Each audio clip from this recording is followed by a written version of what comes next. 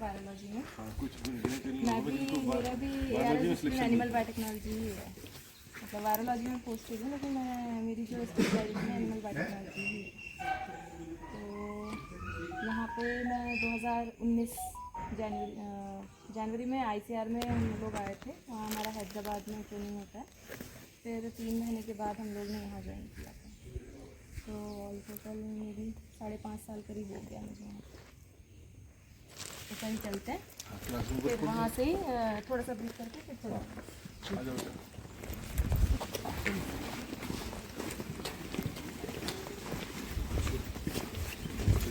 Formally अगर बताऊँ तो आप लोग अभी IVRI मुक्तेश्वर में हैं, ठीक है। तो IVRI मुक्तेश्वर की तरफ से मैं आप लोगों को वेलकम करती हूँ और होप आप लोगों का स्टे ठीक कर रहा हूँ। तो basically IVRI Mukteshwar is the mother campus of IVRI. Okay, IVRI stands for Indian Veterinary Research Institute. Okay, तो IVRI का जो बर्थ है, it dates back to 1889, जब पूना में इंपीरियल बैक्टीरियोलॉजी लेबोरेटरी के नाम से एक इंस्टीट्यूट बनाया गया, ठीक है। तो उसमें क्या था कि उसको बनाने का कारण ये था कि 1889 में तो ब्रिटिशर्स थे यहाँ पे, ठीक है। ब्रिटिशर्स को उस टाइम पे यहाँ पे जो ब्रीडिंग एक्टिविटीज़ वो लोग कर रहे थे एनिमल्स में, तो उसमें प्रॉब्लम आती थी क्योंकि बहुत सारी डिजीजेज उस टाइम पे यहाँ पे फैली हुई थी, ठीक है। जैसे कि एंथ्रैक्स है, कैटल प्लेग है। तो cattle plague is known as rinderpest, ठीक है। तो बिकॉज ऑफ दीज डिजीजेज बहुत ज़्यादा मोर्टेलिटी होती थी एनिमल्स की और लॉस में जाती थी गवर्नमेंट। तो उन्होंने क्या किया, they called one medical person, Lingard थे, वो मेडिकल पर्सन थे। उन्होंने कैटल प्लेग कमीशन था उस टाइम पे, वो उसके मेन फाउंडर थे, ठीक है। तो उन्होंने क्या किया, उन्होंने इस इंपीरियल बैक्टीरियोलॉजी लेबोरेटरी का वहाँ पे फाउंडेशन किया और काम स्टार्ट हुआ सारे डिजीजेस के ऊपर रिसर्च करने का, उसकी किस तरीके से हम उसको प्रिवेंट कर सकते हैं इसके ऊपर स्टडी का।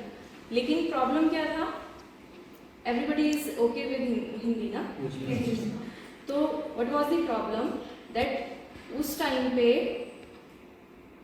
जो पूना है that is a crowded place, ठीक है। और for any virus to be handled it is better that it should be in isolated area, okay. So because of that IVRI Mukteshwar is isolated. At that time it was more isolated.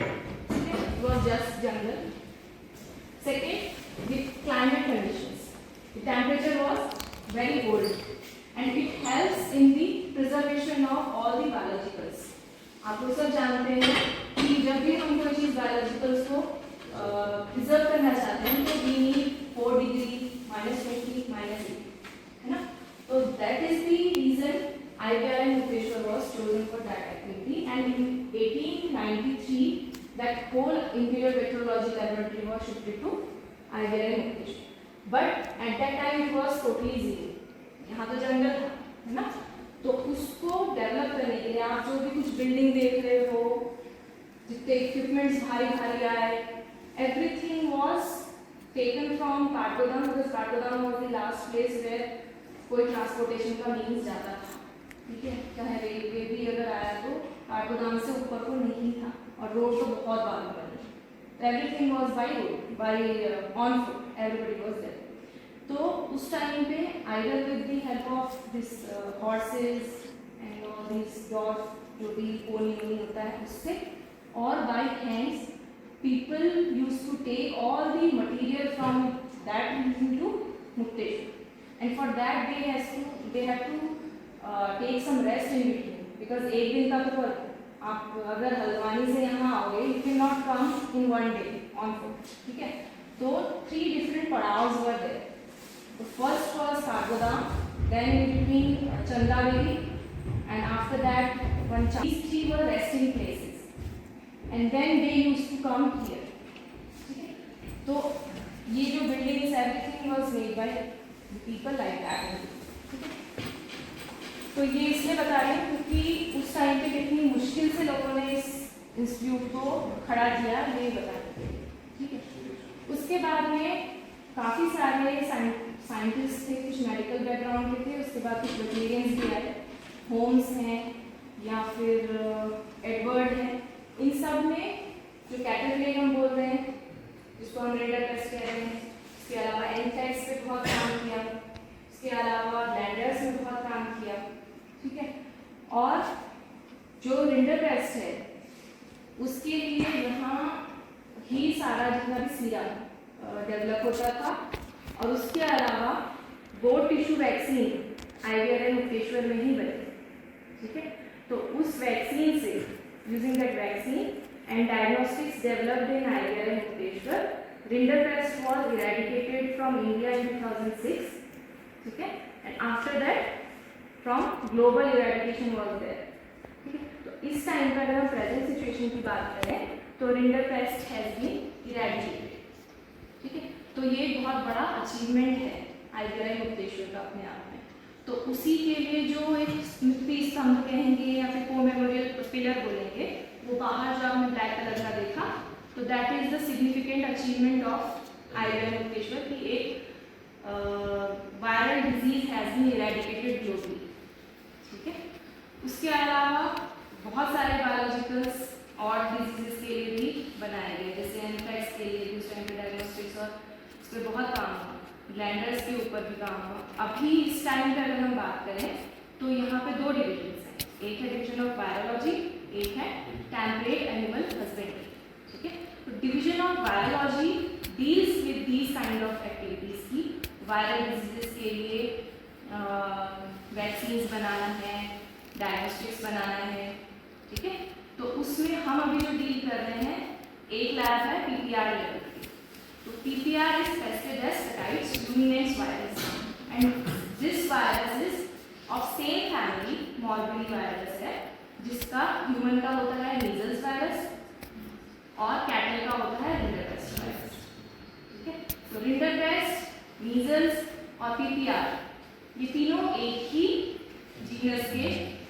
ठीक है, तो ये तीनों मॉर्बिडी viruses हैं, और इसी को देखते हुए कि जैसे रिंडरपेस्ट इरेडिकेट किया गया, अभी जो PPR है वो क्योंकि शीप एंड गोट की डिजीज है, तो उससे एक सीख लेते हुए we are targeting the eradication of PPR disease. ठीक है, तो PPR डिजीज के लिए भी जितने भी वैक्सीन्स हैं जो अभी इस इरेडिकेशन पर्पस के लिए गवर्नमेंट ऑफ इंडिया यूज कर रही है, that is Sundari strain of PPR virus. ठीक है, तो वो भी हमने ही यहाँ पे IVR मुक्तेश्वर ने ही डेवलप किया है उस वैक्सीन को। इसके अलावा जो सैंडविच एलाइजा है फॉर डिटेक्शन ऑफ एंटीजन, और कॉम्पिटिटिव एलाइजा है फॉर डिटेक्शन ऑफ एंटीबॉडीज, ये दोनों भी इरेडिकेशन प्रोग्राम में ये दोनों डायग्नोस्टिक किट्स यूज हो रहे हैं, वो भी हमारे IVR मुक्तेश्वर से ही डेवलप्ड हैं। और जो वैक्सीन है उसका तो टेक्नोलॉजी ट्रांसफर हो गया है। ठीक है, तो क्योंकि मास प्रोडक्शन हम नहीं करते, ठीक है, क्योंकि जिस क्वांटिटी में गवर्नमेंट ऑफ इंडिया को इस टाइम पे वैक्सीन चाहिए, we are not capable for that purpose. ठीक है, तो उसके लिए क्या किया जाता है, जब वैक्सीन हमने डेवलप कर दी तो टेक्नोलॉजीज को ट्रांसफ़र कर दिया जाता है प्रोडक्शन कंपनीज को। ठीक है, तो प्रोडक्शन कंपनीज फिर मास प्रोडक्शन करती हैं, लेकिन उनका क्वालिटी टेस्टिंग करना ज़रूरी है कि वो अपने कहीं फ़ायदे के लिए कुछ भी बना के तो नहीं बेच रहे। ठीक है, तो that quality control testing we do 3-4 जगह हैं, जैसे IVR का बेंगलोर कैंपस है, आइजर नगर में है, बागपत है और IVR मुक्तेश्वर। तो ये 4 प्लेसेस पे PPR वायरस की हम लोग क्वालिटी कंट्रोल टेस्टिंग भी कर रहे हैं, ठीक है। तो जो भी कंपनी से रैंडमली सिलेक्टेड वायरस आते हैं हमारे पास वैक्सीन के, हम उसको चेक करते हैं कि इसमें टाइटर ठीक है नहीं है वायरस का, ठीक है, ये स्टेराइल है या नहीं है, इसमें कोई एक्सटर्नियस एजेंट तो नहीं है, ठीक है। तो ये सारी टेस्टिंग यहाँ पे की जाती है और once a vaccine passes then it is okay to be launched into the market, ठीक है। और if the vaccine fails then it is totally discarded, ठीक है।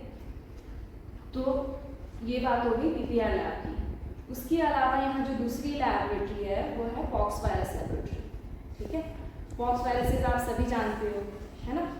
जैसे ह्यूमन में पॉक्स होते हैं वैसे ही एनिमल्स में भी डिफरेंट पॉक्स वायरसेस हैं, जैसे कि sheep pox, goat pox, buffalo pox, ठीक है।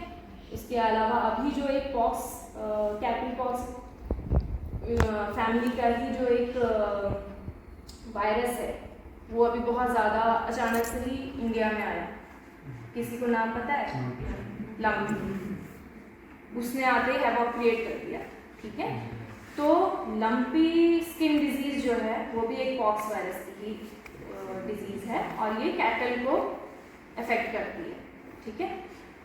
तो यहाँ पे हम लोग क्या करते हैं, चाहे कोई भी डायरेक्ट है, PPR में भी जैसे रिपोजिटरी मेंटेन होती है, जो भी PPR का कहीं भी आउटब्रेक हुआ तो हम लोग रिपोजिटरी मेंटेन करते हैं, उसी तरीके से पॉक्स में भी डिफरेंट वायरसेस की रिपोजिटरी मेंटेन होती है, ठीक है।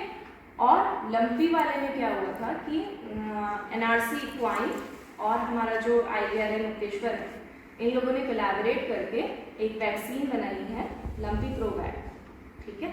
तो उससे पहले क्या हुआ था कि जितने भी शीप पॉक्स या गोट पॉक्स हैं उसकी भी वैक्सीन IVR मुक्तेश्वर ने बनाई थी, ठीक है, डिफरेंट स्ट्रेन्स को यूज करके। लंपी वाले में इन दोनों के कोलैबोरेशन से लंपी स्किन डिजीज की भी वैक्सीन बन गई है और जल्दी वो मे बी मार्केट में अब आने वाली है, ठीक है। उसके अलावा डायग्नोस्टिक्स भी ये लोग बनाते हैं पॉक्स से रिलेटेड, जितने भी एंटीजन एंटीबॉडी डिटेक्शन के होते हैं। तो ये बात रही पॉक्स की। फिर आता है हमारा ग्लूटन डिजीज लेबोरेटरी।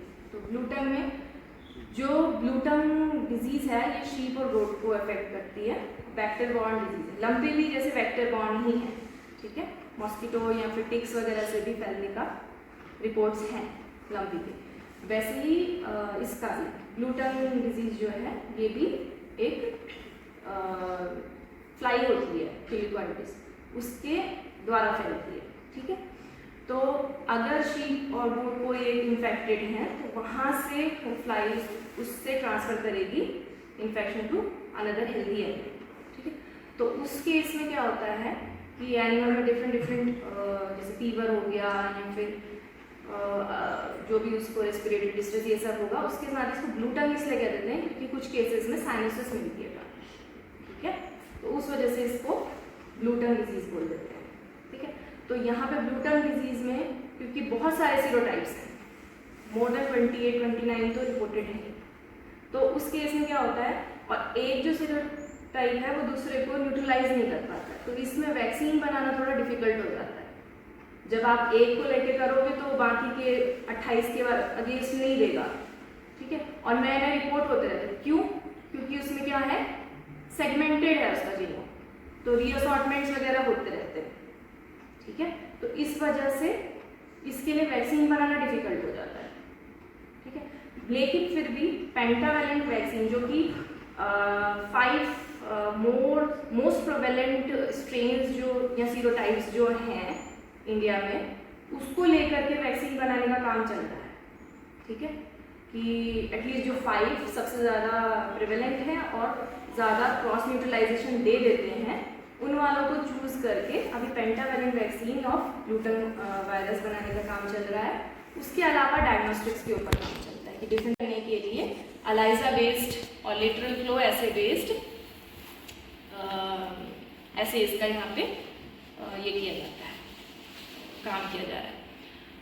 तो ये तो रहा ये 3 मेजर लेबोरेटरीज। उसके अलावा जो मैं काम कर रही हूँ, मतलब मैं वैसे PPR लेबोरेटरी में पोस्टेड हूँ, लेकिन मैं साथ ही ERV entero respiratory tract virus laboratory की भी देखती हूँ काम में। तो वहाँ पे हम बोवाइन हर्पीज वायरस पे काम कर रहे हैं, तो उस पर बेसिक स्टडी मैं करती हूँ क्योंकि उसमें क्या होता है कि लेटेंसी कॉज करते हैं जितने भी हर्पीज वायरसेस होते हैं, है ना।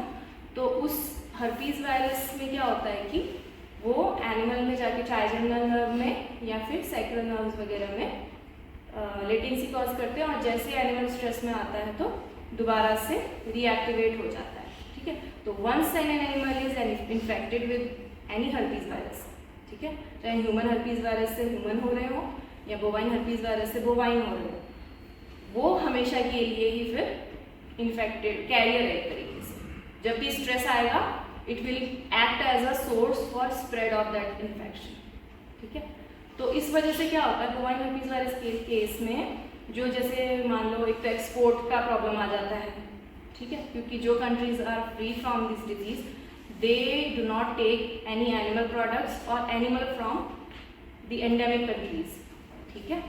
और दूसरा क्या होता है, जैसे हम अगर ब्रीडिंग कुछ एक्टिविटी करना चाहें, मान लो जैसे एनिमल्स के केस में हम लोग AI बेस्ड ये करते हैं, सुपीरियर जर्म प्लाज्म को प्रमोट करते हैं एक तरीके से, ठीक है। तो क्या होता है, अगर उसमें क्या किया जाता है कि एक अच्छा जो ब्रीडिंग बुल है, अच्छी नस्ल का, अच्छे जीनोटाइप वाला, उसका सीमेन लेकर के उसको एक्सटेंड करके फिर यूज़ किया जाता है फॉर प्रोडक्शन ऑफ प्रोजेनी, ठीक है। तो उसके लिए आर्टिफिशियल इंसेमिनेशन किया जाता है। तो अगर मान लो वो ब्रीडिंग बुल ही किसी तरीके से मान लो इन्फेक्टेड हो जाए इस डिजीज, कोई और डिजीज हो गई मान लो, तो वो तो चलो कुछ दिन उसको रख दो, ठीक हो जाएगा, फिर साफ है उससे इन्फेक्शन, फिर आप यूज करें। लेकिन अगर इस तरीके का इन्फेक्शन जो कि एक लेटेंट इन्फेक्शन है, तो उस केस में फिर हम उसको डिस्कार्ड करने के अलावा कोई ये नहीं बचता है ना। तो उसके ऊपर बेसिक स्टडीज करने के लिए हम लोग ERB पे काम कर रहे हैं, क्योंकि जो भी मॉडल्स यूज़ किए गए उसमें एनिमल मॉडल्स ही यूज़ किए जाते हैं लेटेंसी स्टडी करने के लिए, लेकिन हम ट्राई कर रहे हैं कि क्या हम in vitro primary neuronal cells पे भी हम क्या ये स्टडी कर सकते हैं। तो वो एक बेसिक रिसर्च है, ठीक है। ये तो बात हो गई डिवीजन ऑफ वायरोलॉजी की। उसके अलावा यहाँ जो दूसरा डिवीजन है वो है टेम्परेट एनिमल हस्बेंड्री डिवीजन। तो टेम्परेट का मतलब क्या होता है?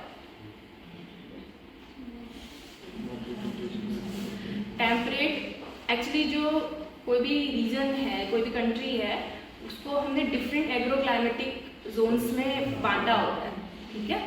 तो कुछ जगहें होती हैं जो कि हॉट एंड ह्यूमिड होती हैं, जैसे हमारा जो ये उत्तराखंड का कुछ रीजन है, और जम्मू कश्मीर है, और हिमाचल है। तो ये किस तरीके से आते हैं? ये कोल्ड हैं, ठीक है। तो कोल्डर एरियाज हैं और हिल्स में आते हैं। तो यहाँ के जो एनिमल्स हैं वो अडेप्टेड है टूवर्ड्स कोल्डर कंडीशंस, ठीक है।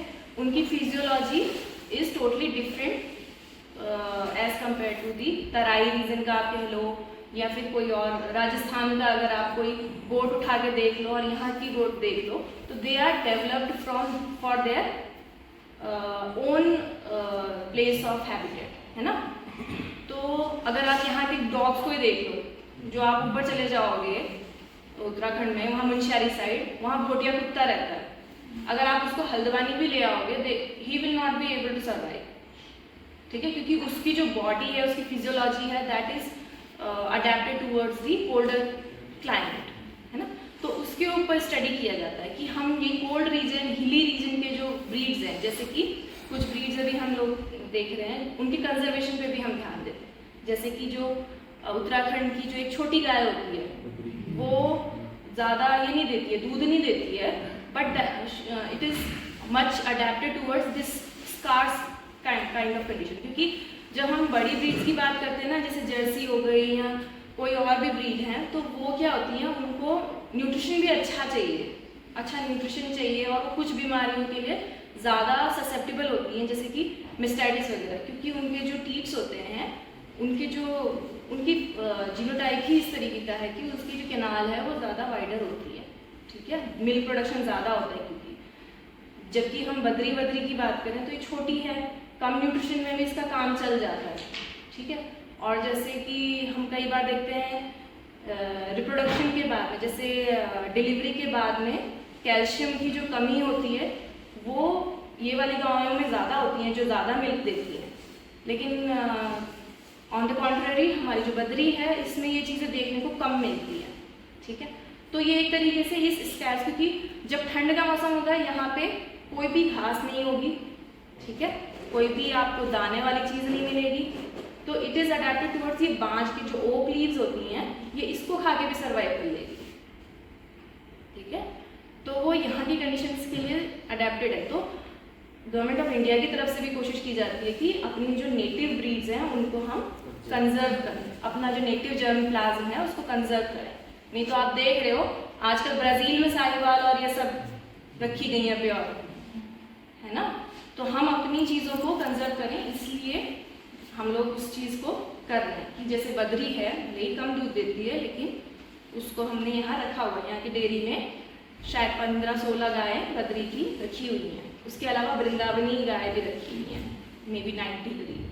ठीक है, तो ये तो हो गई डेयरी वाली बात। उसके अलावा जो गोट की हम बात करें तो उसमें चौगरखा जो गोट की ब्रीड है उसको हम लोग मेंटेन कर रहे हैं। ठीक है, चौगरखा भी यहीं की नेटिव ब्रीड है और उसका भी रजिस्ट्रेशन प्रोसेस चल रहा है। ठीक है, उसको मेंटेन कर रहे हैं। तो इनके जो भी रिप्रोडक्शन रिलेटेड इश्यूज हैं उसको देखने के लिए रिप्रोडक्शन का साइंटिस्ट यहाँ पे हैं। उसके अलावा जो भी फिर आप इसके अलावा यहाँ पे फॉडर से रिलेटेड इश्यूज भी रहते हैं, तो एग्रो फॉरेस्ट्री और एक एग्रोनॉमी, इसके भी साइंटिस्ट यहाँ पे हैं। ठीक है, उसके अलावा पैरासाइट्स बहुत बड़ी एक इम्पॉर्टेंट आस्पेक्ट होता है। ठीक है, किसी भी एनिमल की हेल्थ का पैरासाइट्स, क्योंकि टेम्परेट रीजन है तो यहाँ के पैरासाइट्स भी डिफरेंट होते हैं। जो आपको नीचे ज़्यादा मिलेंगे पैरासाइट्स, हो सकता है कि यहाँ पर डिफरेंट तरीके के पैरासाइट्स मिलेंगे आपको। ठीक है, तो उसके ऊपर भी एक साइंटिस्ट है यहाँ पे। तो इससे तो ये टेम्परेट एनिमल हस्बेंड्री डिवीजन में mainly parasitology, agroforestry, agronomy, reproduction, physiology, LPM, इन सब के बारे में रिसर्च भी होती है और मेंटेनेंस भी होती है। उसके अलावा मेडिसिन का भी बहुत बड़ा इंपॉर्टेंट रोल रहता है। तो जो यहाँ के लोकल भी अगर कोई क्लाइंट्स होते हैं फार्मर्स, तो उनकी गाय या तो बीमार हैं, डॉग्स बीमार हैं, कुछ भी, तो हमारे पास यहाँ पे क्लिनिक भी है, उसमें भी केसेस आते हैं। उसके अलावा फार्मर के डोर पे जाकर के भी कई बार हम लोग ये करते हैं, ट्रीटमेंट करते हैं। ठीक है, तो ये एक ब्रॉड एस्पेक्ट है जो डिविजन्स हैं उनके बारे में। उसके अलावा यहाँ पे जो देखने लायक चीज़ें आपकी हैं वो यहाँ की लाइब्रेरी है। लाइब्रेरी भी, क्योंकि ये पूरी बिल्डिंग जो है हमारी वही 1893 के टाइम की ही बनने स्टार्ट हुई हैं, तो वो तब से मेंटेन हो रही है और बहुत अच्छी पब्लिकेशंस वहाँ पे रखी हुई हैं। मोर देन 5000 वहाँ पे बुक्स रखी हुई हैं, विच डेट में भी ओल्ड, सबसे जो ओल्डेस्ट होगा वो मे बी 1800 का बुक रखा हुआ है। और ऐसे ही जर्नल्स भी यहाँ पे मे बी 58 या 59,000 से ऊपर जर्नल्स इस टाइम पे हमारे पास हैं। और नेचर जो है वो फर्स्ट कॉपी भी रखी हुई है, जो फर्स्ट कॉपी ऑफ नेचर निकला था, और तब से लेके 2021 तक का हमारे पास लगातार नेचर का सब्सक्रिप्शन था। वो बीच में जो कोविड का टाइम था उस टाइम पे हमारा ब्रेक हो गया था। तो वो एक तरीके से हमारी लाइब्रेरी का हम क्या कह सकते हैं, एसेट्स हैं। ठीक है, बाकी वहाँ कुछ ब्रिटिशर्स के टाइम की एक ऐसी वो है, टेबल है जिसमें बैटरी ऑपरेटेड नीचे गर्मी हीटिंग रॉड्स थी। ठीक है, तो मेज में ही वो हीटिंग रॉड थी। तो जब ठंडा लगता था उस टाइम पे जो भी यहाँ पे काम करते थे उनके लिए बहुत डिफिकल्ट था यहाँ काम करना, क्योंकि अब तो ग्लोबल वार्मिंग की वजह से इतना गर्म होने लग गया है यहाँ पे कि गर्मियों में यहाँ 25, 26, 27, 30 तक भी चला जा रहा है temperature. Otherwise it use to be very cold place. ठीक है, और पिछले 2 साल से तो यहाँ बर्फ़ ही नहीं गिरी है, जबकि यहाँ हमेशा बर्फ़ गिरती थी और इतना फुट तक धंस जाता था इंसान, इतनी बर्फ़ गिरती थी। तो जिस टाइम पे लोगों ने यहाँ पे काम किया हुआ है, बहुत ओल्डर पीपल ने, तो वो लाइब्रेरी एक तरीके से इंफॉर्मेशन शेयर करने की जगह थी, और अभी का जैसा इंटरनेट और ये सब नहीं होता था। तो that was the place where very eminent scientist have gained much knowledge for their research work, और बदले में उन्होंने इतना कुछ हमें दिया है, ठीक है। तो एक लाइब्रेरी है, एक कोल्ड रूम है। तो कोल्ड रूम क्या है, उस टाइम में फ्रिज वगैरह तो थे ही नहीं, नॉर्मली टेम्परेचर कम रहता था यहाँ का। तो एक प्लेस बना दिया गया था पहाड़ को काट के, ठीक है। पहाड़ को काट करके उसके अंदर इस तरीके से शेल्स का प्रोविजन कर दिया गया था कि जो भी सीरा, क्योंकि सीरा बहुत मास प्रोडक्शन होता था, एनिमल को इंजेक्ट कर देते थे एंटीजन से, और उसका जो सीरा होता था वो as a anti serum use किया जाता था, क्योंकि हम बहुत अर्लियर डेज की बात करते हैं। तो वो सीरम को ले लेके, और सीरम निकालने के लिए तो कितने बड़े बड़े बर्तन चाहिए होंगे उनको, ग्लास के जो वेसल्स होते थे वो यूज होते थे, जो कि स्टरलाइज करके रीयूज होते थे, ठीक है। तो उस टाइम पे यहाँ पे मैन पावर भी बहुत थी, और इस तरीके के हैवी लेबोरियस वर्क बहुत होते थे, ठीक है। तो वो सारी चीज़ें वहीं पे स्टोर की जाती थी, जो एक कोल्ड रूम है। उसके अलावा म्यूजियम है, वहाँ पे वही सारे, वो जो पहले स्टरलाइजेशन रूम था उसमें एक तरफ से धो करके बर्तनों को डाला जाता था, स्टरलाइज किया जाता था कोयले की मदद से, और फिर दूसरी साइड से, दूसरे कमरे से वेसल्स निकाले जाते थे। तो वो अभी इस टाइम पे हमने म्यूजियम की तरीके से कर दिया, जहाँ पे जो पुराने इंस्ट्रूमेंट्स हैं जो कि अब यूज़ नहीं हो रहे हैं उनको रखा गया है, ठीक है। तो हम 1 बाय 1 इन सब चीज़ों को देख लेंगे।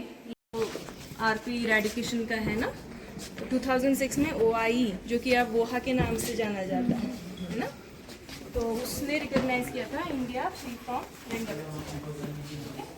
तो इधर से हम ये देखें तो ये काफी एनिमल हस्बेंड्री का जो हेड है वो बैठा है, ठीक है। इसके अलावा इसके जो फार्म्स हैं वो दूर दूर है, कि सुरमाने फार्म जब आप लोग आए होंगे तो रास्ते में पड़ा होगा, और डेयरी जो है वो नीचे पड़ती है। तो ये दोनों तो अलग प्लेसेस में है, इनका हेड यहाँ बैठता है।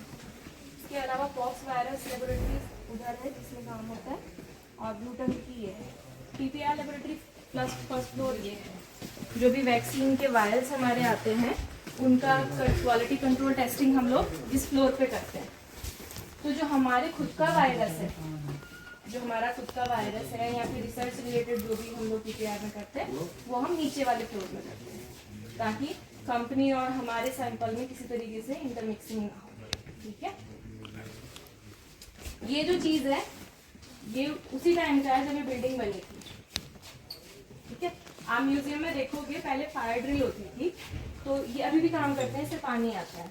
तो फायर ड्रिल में ब्रिटिशर्स के टाइम पे ही इसमें पाइप लगा करके बीच में एक्सरसाइजेज होती थी कि अगर यहाँ आग लग जाए तो कैसे वो करना है, अलार्म बज के सब लोग बाहर आके कैसे पानी डालना है। तो अभी इस टाइम पे भी ये चीज़ें वर्किंग है, अभी भी आप खोलोगे तो बहुत प्रेशर से पानी आता है, ये भी है, नीचे भी लगा हुआ है, ठीक है।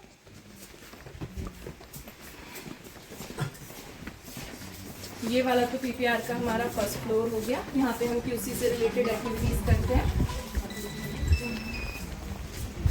देखिए होंगे 25 cc के, फिर 75 cc के, तो 25 cc से हम लोग 75 में करते हैं, 75 से 300 से रोलर फ्लास्क में आते हैं। रोलर फ्लास्क में क्या होता है, कॉरुगेशंस होते हैं, ठीक है। वो एक सिलेंड्रिकल स्ट्रक्चर रहता है, उसमें कॉरुगेशंस रहते हैं, तो उसका सरफेस एरिया बढ़ जाता है, जैसे हमारे इंटेस्टाइन में होता है ना। तो वो हो जाता है लगभग 1700 सेंटीमीटर स्क्वायर, ठीक है। तो जब हम वैक्सीन बना रहे हैं तो वो एक छोटा सा ही जगह में हमारा ज़्यादा प्रोडक्शन हो जाता है। तो जो रोलर फ्लास्क होते हैं उनके अंदर सेल्स अलग तरीके से ग्रो होती हैं, क्योंकि जो बाकी फ्लैट हैं, फ्लास्क हैं, उनको तो हम ऐसे रख देंगे, सेल्स रहती हैं, मीडिया रहता है, ग्रो होता है। लेकिन रोलर में सारी जगह पे सेल्स होती हैं, तो उसमें क्या होता है कि मीडिया डाल के उसके लिए एक एपरेटस होता है जिसमें आपकी रोलर्स लगी होती हैं, ठीक है, रॉड्स लगी होती हैं, वो रॉड्स घूमती हैं। तो जब रॉड्स घूमती हैं तो आपका वो जो रोलर है वो भी साथ साथ में घूमता है, ठीक है। तो जब वो घूमता है तो एक ऐसी स्पीड में घुमाया जाता है कि थोड़ी देर में मीडिया आपकी सेल्स को मिलता ही रहेगा, ठीक है। पूरे में घूमता रहेगा तो सारी सरफेस में जितनी सेल्स लगी हुई हैं उन सबको मीडिया मिलता है, ठीक है। तो उसके लिए एक बड़ी जगह में हीटर चाहिए, मतलब इंक्यूबेटर चाहिए, तो उसके लिए रूम हीटर यहाँ पे दिए गए थे। तो उसमें क्या था, थर्मोस्टेट था, जो कि 37 जैसे टेम्परेचर रूम का पहुँचेगा हीटर से वो बंद हो जाएगा हीटर, फिर जैसे ही टेम्परेचर लगभग 35 के नीचे गिरने लगेगा वो फिर से स्टार्ट हो जाएगा। तो इस तरीके से रूम इंक्यूबेटर पे हम रोलर का यूज़ करते हैं और रोलर में हम लोग वैक्सीन यहाँ पे स्केल अप करना है अगर सेल्स को तो उसमें, ठीक है। इसमें कीटन लेबोरेटरी हो गई, तो टेम्परेचर है, उधर म्यूजियम है। रूम था तो यहाँ से इसको खोलने के लिए इनका यूज़ होता था, दिख रही चाबियाँ, तो इसके यही बॉडी बिल्डिंग के काम आता है। इससे खोला जाता था, इधर से आप वेसल्स डालोगे, इसको फिर से लॉक करोगे इन्हीं के थ्रू, फिर कोयले की उससे आप हीट करोगे, प्रेशर वैशर घर से मेंटेन होगा सब, और स्टेलाइजेशन के बाद उधर का जो रूम है वहाँ से फिर ग्लासवेयर निकाला जाता है, ठीक है। तो बड़े बड़े ग्लासवेयर से होते हैं, मतलब देखोगे कितनी पुरानी और सब बहुत सी चीज़ें इम्पोर्टेड है मैक्सिमम उस टाइम। रॉबर्ट कॉच का नाम सुना होगा है ना।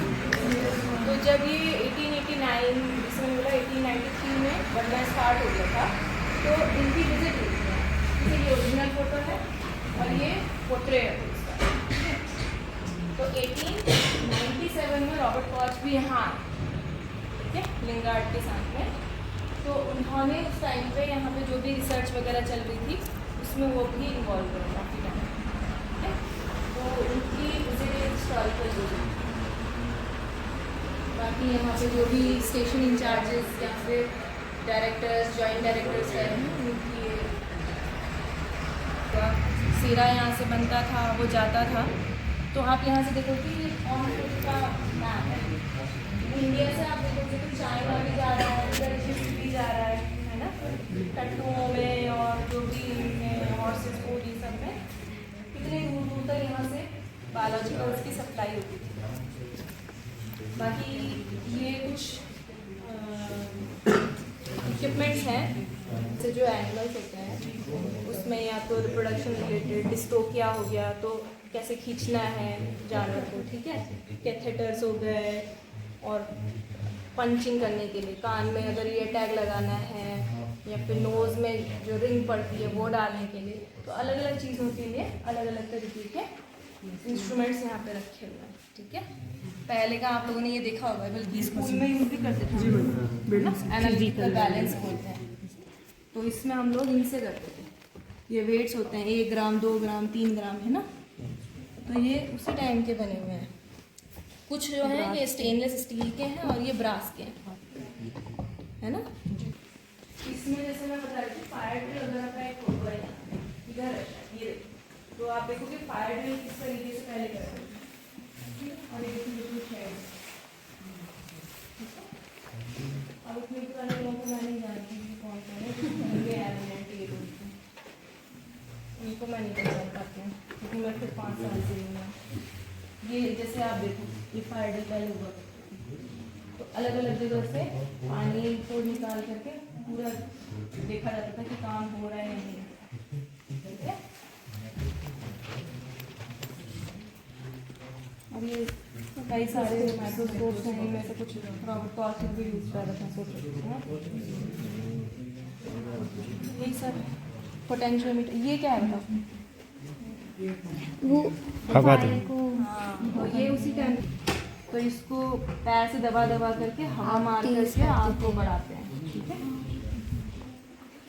बाकी ये जो नेट्स हैं, कोई चीज़ जैसे कहीं एनिमल एक्सपेरिमेंट चल रहा है, एकदम से आप स्टेरिलाइजेशन नहीं कर सकते हो, तो सिंपली इस उबलते हुए पानी में आप इसमें इक्विपमेंट्स डालो, अपने जो भी सिरिंजेस और ये नाइफ वगैरह जो भी है ना, उनको आप डालो इसमें, इसको पानी में ये कर दो, तो एक डिसइंफेक्टेंट की तरीके से वहाँ पे काम हो जाएगा, ठीक है। बाकी क्या है, बाकी ये पहली ईंट है तो ये उस टाइम की 1908 की है, यहाँ पे कुछ निकाली होंगी उस टाइम पे की पक्की। बाकी ये क्या है, सेंट्रीफ्यूज है उस टाइम का, ठीक है। पता नहीं अटक रखा है, भारी कितना है ये देखो। एक मेरी लेबोरेटरी में 1951 का सेंट्रीफ्यूज है, जिसमें मैं सेल कल्चर के लिए सेल्स को पैलेट करती हूँ, वो कभी ख़राब नहीं होता है। तो उसमें 15 ml की स्विंग आउट टाइप है, जैसे इसमें स्विंग आउट है वैसा ही इसमें भी है। तो 1951 का होते हुए भी वो अच्छा ही है। ठीक है, तो अगर आप इनमें देखोगे कब कब के हैं, कहाँ कहाँ से मंगाए गए हैं, लेकिन ये सब अच्छे अच्छे इवन इंडियन मेड चीज़ें भी उस टाइम की बहुत